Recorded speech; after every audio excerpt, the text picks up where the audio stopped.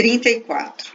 Na manhã seguinte, quando o despertador tocou, Rafaela acordou sentindo-se leve, como se algo especial tivesse acontecido, sem que soubesse o quê.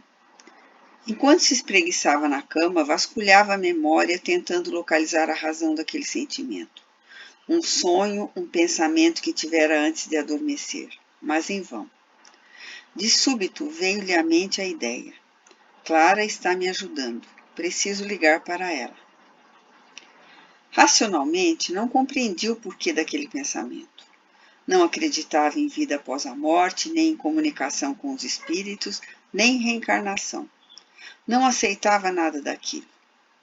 Olhou os livros das diversas religiões espalhados em sua mesa e considerou que em nenhum deles achara uma resposta precisa. A bem da verdade, não os lera na íntegra, apenas focalizara alguns temas específicos. Sentia-se em conflito. Queria ler, porém, como superar o empecilho da repulsa por qualquer tipo de religião?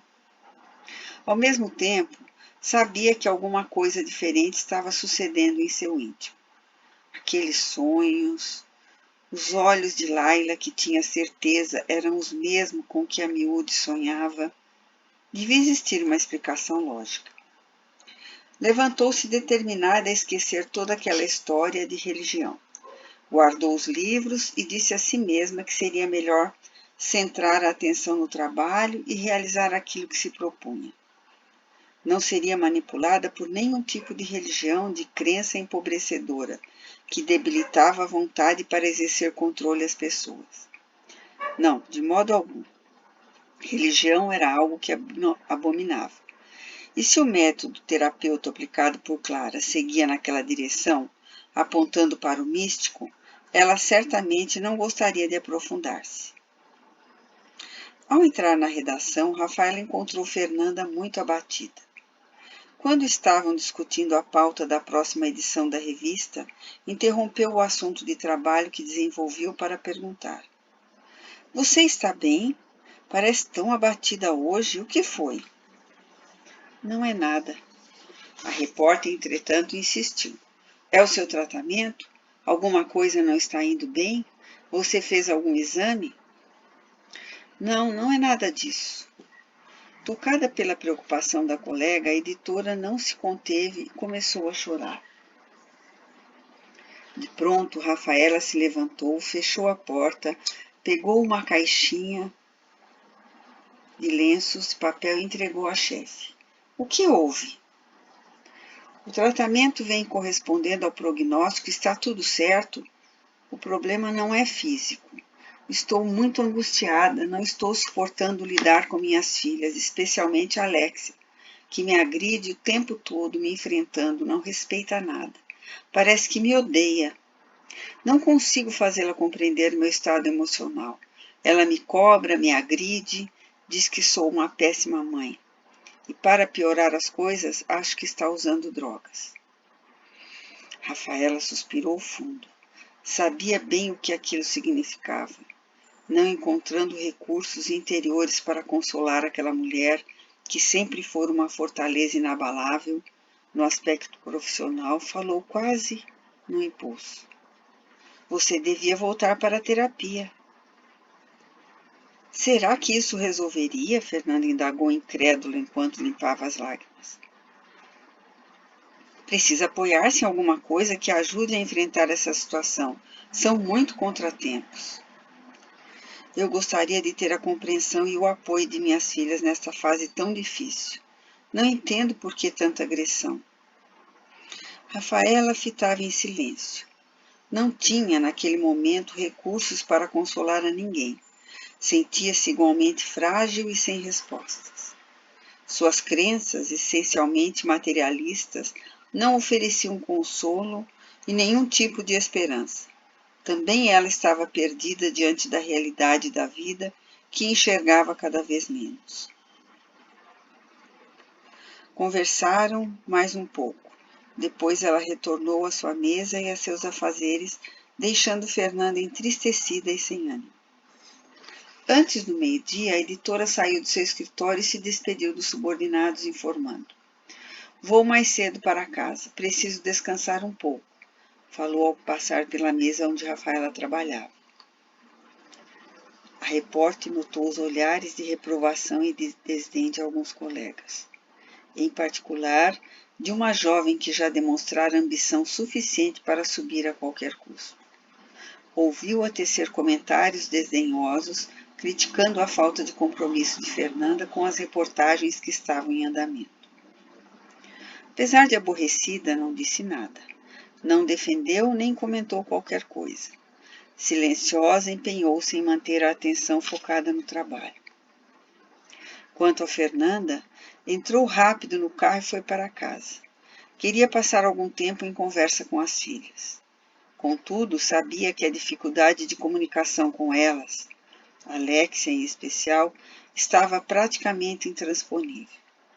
Decidiu então ligar para a sua terapeuta e foi direto ao consultório, onde teria uma sessão de emergência.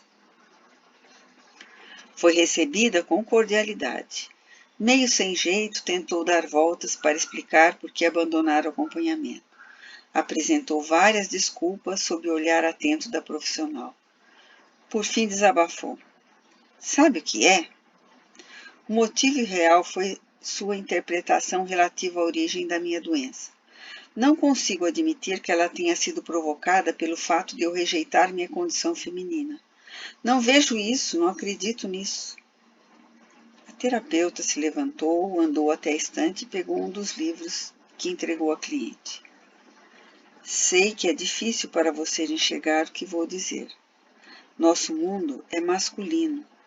O modo de pensar, de ver a vida, de fazer escolhas, de tomar decisões é dominado pelas energias do masculino, e não apenas pela força dos homens. Nossa sociedade é regida por crenças e valores masculinos, desenvolvidos por milênios pelos homens que estabeleceram a cultura, a religião, os costumes, tudo enfim. O feminino foi há muito banido da condução de nossa sociedade. A mulher é a expressão desse feminismo. Quando digo que você nega a sua condição feminina, não significa que está fazendo isso sozinha ou que é uma exceção. Em absoluto, há poucas mulheres no mundo atualmente. Como assim poucas mulheres? As mulheres são massacradas, agredidas, humilhadas, isso sim. Concordo com você. E acho ainda mais, elas foram obrigadas a assumir um modo de vida masculino para poder sobreviver. É disso que estou falando. Hoje em dia, são raras as mulheres que assumem sua feminilidade, que vivem em conformidade com suas reais necessidades, que se escutam, se percebem, estão atentas às próprias emoções e àquilo que seu corpo lhes diz. O que presenciamos são verdadeiros homens de saia. Homens de saia? Isso mesmo. As mulheres tiveram de lutar tanto para se libertar da opressão imposta por um mundo masculino que esqueceram como é ser mulher e estão abrindo mão disso. Casos de doença como o seu cresceram em demasia. Claro que também tem a ver com o modo de vida que as mulheres adotaram. Mas que modo de vida é esse? O que ele privilegia? A suavidade, a leveza, a delicadeza? Ou a luta, a agressividade, a conquista, o resultado? A sessão se aproximava do final. A terapeuta se calou por longo tempo como para permitir que suas afirmações fossem digeridas. Fernanda folheou o livro que tinha nas mãos, olhou o índice e depois comentou. Parece interessante. Fala sobre essa questão da mulher, não é? Exatamente. Pode levar. É uma boa leitura e nos ajuda a começar a compreender a situação em que todas as mulheres estão mergulhadas. Acompanhando a cliente até a porta, concluiu suas considerações. A libertação de que precisamos é bem mais profunda. Não consiste somente em fazer o que queremos. Numa sociedade onde os valores e poderes dominantes são masculinos, Libertar-se deles é libertar-se de todo um modo tradicional de pensar e de enxergar a vida. Não é apenas vencer no mundo masculino, como já provamos que podemos fazer. Agora devemos ir além. Cabe às mulheres transformar esse mundo masculino em um mundo mais feminino, mais cheio de amor, construindo uma sociedade justa e coerente com as reais necessidades humanas. Isso é imperioso, inclusive para nosso planeta que está sendo destruído pela exploração e pelo desrespeito. Fernanda despediu-se e foi para casa meditando acerca do que haviam conversado. Que visão era aquela tão diferente da sua? Olhou várias vezes para o livro no banco do carro e em cada farol fechado dava uma espiada nas páginas. A avaliação superficial lhe despertou grande interesse. Ao chegar, cumprimentou as filhas e foi para o quarto. Queria ler aquela obra de forma ordenada. Após um período razoável de leitura, raciocinou sobre a questão familiar que a inquietava e concluiu que deveria preparar-se melhor, conhecer-se um pouco mais, entender o que se passava consigo mesma, para só então provocar uma conversa mais profunda com a filha. Por ora, sabia que tinha de estar perto das meninas, ouvi-las, prestar-lhes maior atenção. Do mesmo modo que priorizar uma vida voltada para as necessidades exteriores, correndo o tempo todo atrás da realização profissional, do sucesso que tanto apreciava, do dinheiro que vinha com ela e da admiração dos colegas e amigos, sem escutar a própria voz interior, sem dispensar ao seu corpo o cuidado que merecia, talvez estivesse realmente deixando as filhas em segundo plano, sem lhes dar a maior importância devida. A editora saiu da cama, olhou pela janela o dia que já ia acabando. Os últimos raios de sol que se apagavam no céu e ouviu a movimentação das filhas pela casa. Saiu do quarto levando um misto de culpa, remorso e esperança. Procurou fazer companhia às meninas sem falar muito. Naquela noite queria escutar e observar, prestar atenção nas filhas, tentar compreender bem como se sentiam, do que de fato necessitavam.